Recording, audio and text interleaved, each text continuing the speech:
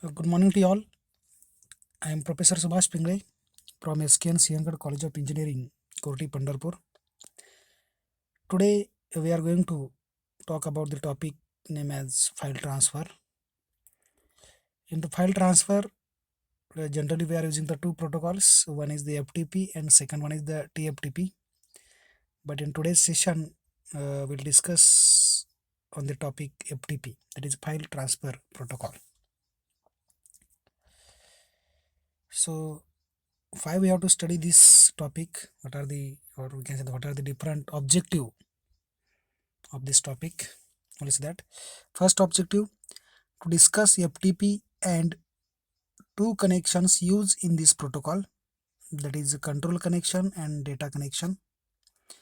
Second objective is to discuss 6 classes of commands sent by the client to establish communication with the server. There are certain commands which we have to discuss. To explain 3 types of the file transfer transferred by FTP. Third objective.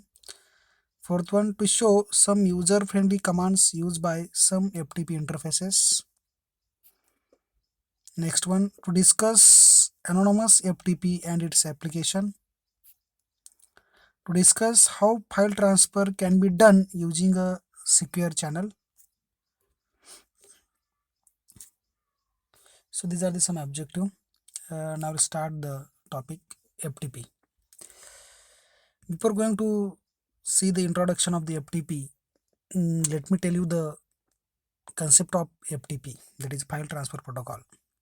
Actually, I will tell you this concept in short because otherwise it will take too much time to configure the FTP. But I will give the idea how we can configure the FTP. So for configuration of the FTP, suppose I have the laptop and on which Windows 10 operating system is installed, and now I want to configure the FTP on the Windows 10. There are different little bit some differences if, in the configuration. If we want to configure the FTP on Windows 7, then there is some changes or some differences, not more, in one or two options likewise. So I will tell you on how to configure the FTP on the Windows 10.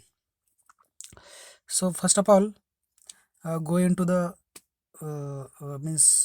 type the run command run, then in the run you will type the cmd, then you will get the access of command prompt, and check out the there onto the command prompt, type the command ipconfig, that is IP configuration. If you are using the Windows, if you are using some Ubuntu or any Unix based operating system, then you have to type there ifconfig, that is interface configuration. So here type ipconfig, you will get the information, the IP address of your system, that is laptop or computer, then the gateway, subnet mask, DNS, so and so, all information regarding it. Get it. So out of this, the useful information is IP address and gateway. So these things you have to remember, two things you have to remember, IP address and gateway, because it is required afterwards. Now going to the control panel. In the control panel, there will be at the right side there is one option, icon, small icon, large icon. Click onto the small icon so that you will be able to see all the features. Once you will click onto it, then see the program features. Okay, click onto the program features. Okay, then at the right side there is a add new Windows features. Click onto it, add new Windows features.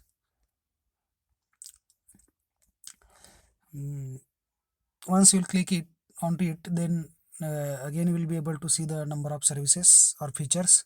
Out of that, one feature is there, Internet Information Services, IIS. Click onto it.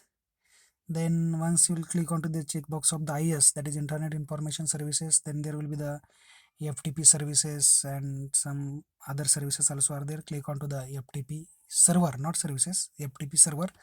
Click onto it, and below there will be the web services, also click onto that checkbox. You have to click onto that checkbox. Once it is click, then click onto the next. The FTP server will be installed on your system or the laptop. Once it is installed, then you have to go in the administrative tool. Second step, important step, go into the administrative tool. In the administrative tools, again, if you click on the administrative tools, then you will be able to see the number of services. Out of that, you have to choose one services, Internet Information Service Manager. Okay, manager. So click onto it. Once you'll click onto that, then at the right side top up at the right side, there will be the some options. From that, you can add the FTP server. So click onto it, click there and add FTP server. So you can now able to add the FTP server on appropriate location. Okay, for that you can create one folder on the desktop, FTP server, and into that folder you can add it, FTP server. Okay, before adding this, there will be the by default some of the FTP servers are there. So now you have to create new one. Once it is created, then you have to give the name to that FTP server. Okay, by clicking onto it. Then you have to bind the IP address with it. So whatever the IP address of the system, you have to type their IP address. Okay, and then click onto the OK. This is second step. A little bit you have to do more operation on it. At actual installation, you will get it. Then third step is the Windows Firewall. You have to click onto the Windows Firewall at the top of the Windows right side. At the right side, there is a top. At the top of the right side, there is one option, Windows Firewall app. Click onto it. Then once you click, then there will be the so many option will be display.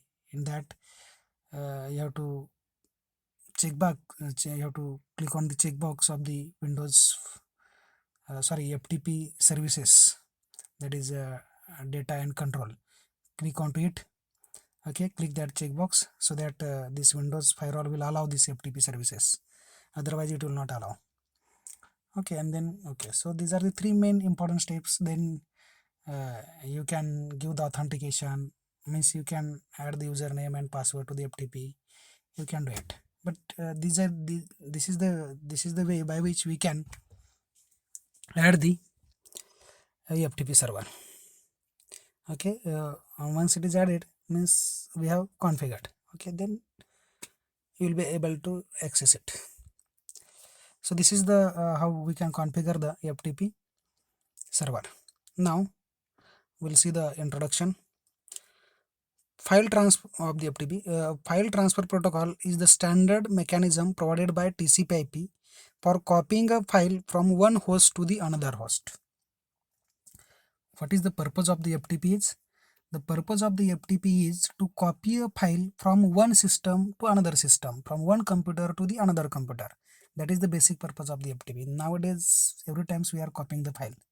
Number of times we are copying the file from one host to the another host. So at that time, FTP protocol is used.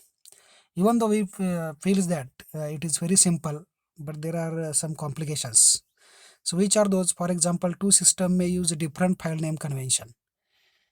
Okay, Windows file system is different, Ubuntu's file system is different, the naming structure is different, even though directory structure is different. So these are some challenges, or these are some problems, but these problems or challenges is easily overcome by the FTP. So we'll see how it is overcome or how it is solved by the FTP. So what we have to discuss in this topic: connection, communication, command processing, file transfer, anonymous FTP, securing for FTP, and the SFTP programs. So these are the points which we have to discuss over here. Connections.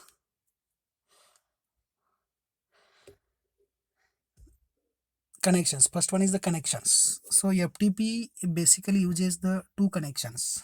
One is the control connection and second one is the data connections. So for the control connection, FTP uses one well-known port number which is called as the 21. And for data connection, FTP uses again well-known port number which is called as the 20.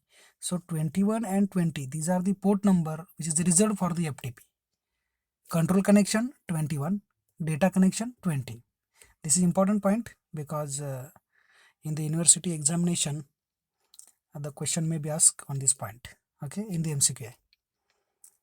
So keep in mind, control connection port number 21, data connection port number 20.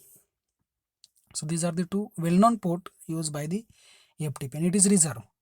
And see, these port numbers are used by the server, not the client. Okay, client always uses the ephemeral port number, but server, this port number is reserved for the server. Now see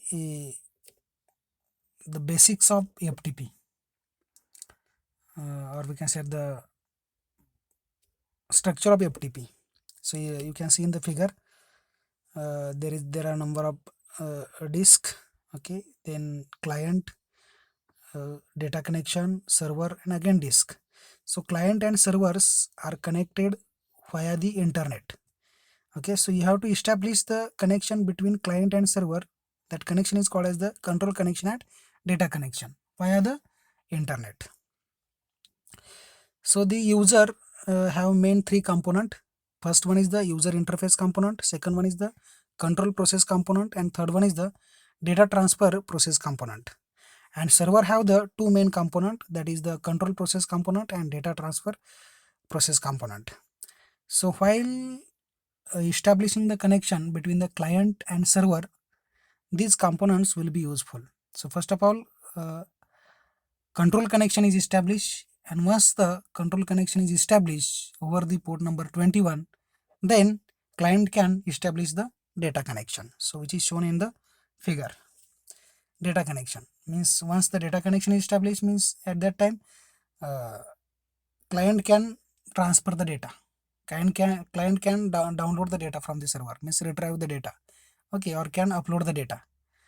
So one more important thing is over here, is every time whenever the client whenever the client transfer the file, so for while transferring every file, client establishes the data connection, but control connection is established only once. Means suppose there are 10 file, okay, and client want to transfer this 10 file onto the server.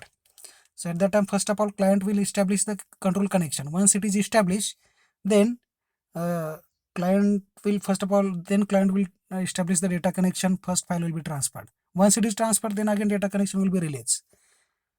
Second time it want to transfer the file, again data connection will be established. Again file will be transferred. Again the data connection will be released. But control connection will be released after transferring the 10 files. Okay, so there is a only one times control connection is established, while data connection is established for every file. This is the major difference. Opening the control connections. How we can open the control connections? I told you number of times, server is ready 24/7 to provide the services to the client. So server issues the passive open command. Okay, means it is ready. It says that I am ready to provide the service. Just it's wait when the acknowledgement or you can send the message comes from the client. I want to transfer the data. So control process server establish the it is passive open on the port 21. Now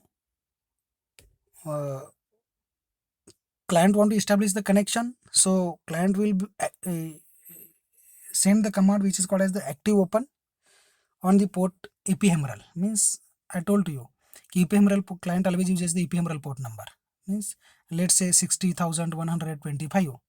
So it uses that port number and it establishes the control connection in between the client and server. So later active open by the client, which is shown in the figure 2. Creating data connection. Now control connection is established. Now client want to transfer the data. So client sends the passive open on the ephemeral port number, and it establishes the connection with the server. And once the connection is established, then client can send the file or transfer the file from client to the server, which is shown in the figure, second figure, sending of a ephemeral port number. Once the ephemeral port number is sent, that ephemeral port number will be sent up to a certain period. Once the file is transferred, again it will be released.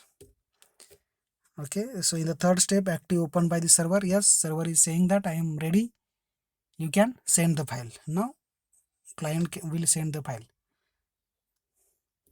Okay, now using the control connection, as we have seen in the telnet topic, we require the NVT as second. Okay, so it uses the 7-bit format, because it does not know the other format. The message comes or data comes in any format, so it will be converted into the ASCII 7 format. Okay, so NVT converted into one common format, that which is called as the ASCII 7. It is given here, ASCII second 7-bit format. Okay, so shown over here, local operating system, local code, control process, client. Okay, control connection, then control process at the server side, local code, and then remote operating system. Using the data connection, again the same thing is here. Okay, file type, data structure, and transmission mode are defined by the client over here, and data will be transmitted. Which type of file is there, then which data structures are used, transmission mode is which one. Okay, so that all information is provided by the client while transferring the data, means while establishing the data connections. Command processing, this is the next point, command processing. So control process and at the client side and control process at the server side. So that actually interaction takes place via some commands, that is commands and response. So it sends some commands client, then responses comes from the server. So there are different categories. Might be the question will be asked on any type. Actually almost 6 types of the commands are there. Okay, categories. So first one is the access command. In the access command comes the user ID, user password, okay, then account information, reinitialization, logout of the system, about the previous command. These are the commands comes under the category of the access command. Okay, the next one is the file management command. Here again there are some commands which is used, generally these commands which we are using onto the Ubuntu operating system, okay, or Unix based operating system.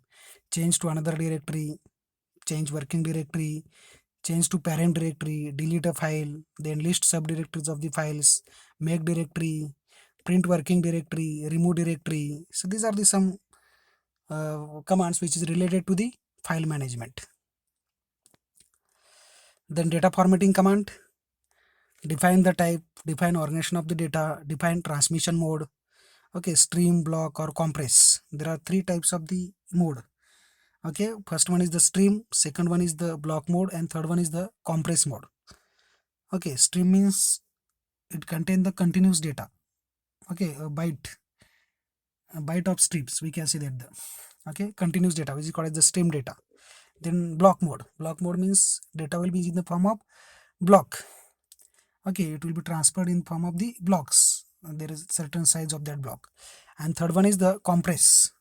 Okay, compress means that data will be compressed by using some algorithm, that may be the zip algorithm or some other algorithm, and then that data will be transferred. So data format, these are the data formatting commands. So question may be asked on this point. Data transmission mode, okay, which one? Stream mode, block mode, and compress mode. These are the commands which comes under the category of data formatting commands. Then port defining command, when we want to access the FTP in the WAN, so at that time there is a need of the port forwarding. because that port 21 and 20 should be allowed from the router or should be allowed from the firewall, whichever the networking device is used, and then only that FTP can be accessible in the WAN. File transfer command. Next one, file transfer command. So retrieve the file or transfer from server to client, store the file, store, then we can set the similar to store, append files, data must be appended, then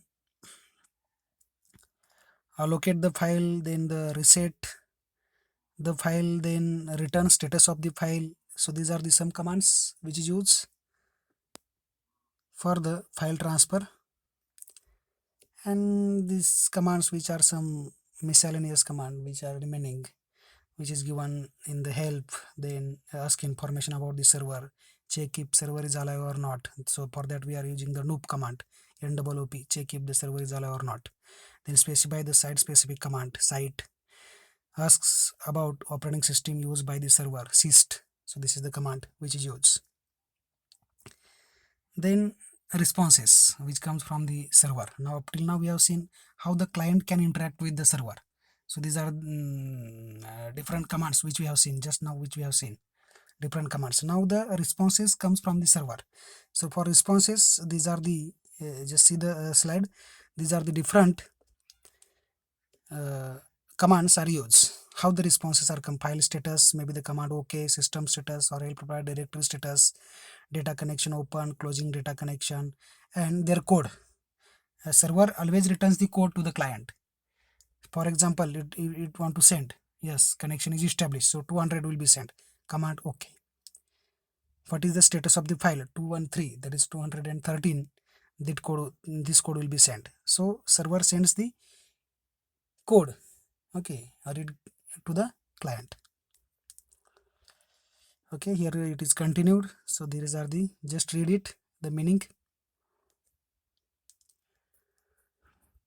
File transfer, different ways: storing a file, retrieving a file. When we are storing a file, means client store the file onto the server, FTP server. So storing a file, client want to download the file, means it retrieve the file from the server. Okay, when client want to download the file, means it retrieves the file, and when the client want to store the file onto the server, means storing a file. Okay, and it does over the data connections. So this is all about the file transfer. The most important thing is in this topic is the port numbers of that FTP, then the commands, then transfer mode, that is block, compress, stream. Okay, and architecture means basics or basics of the FTP. So these are the important topics from this point, that is FTP. Okay, so we'll stop here.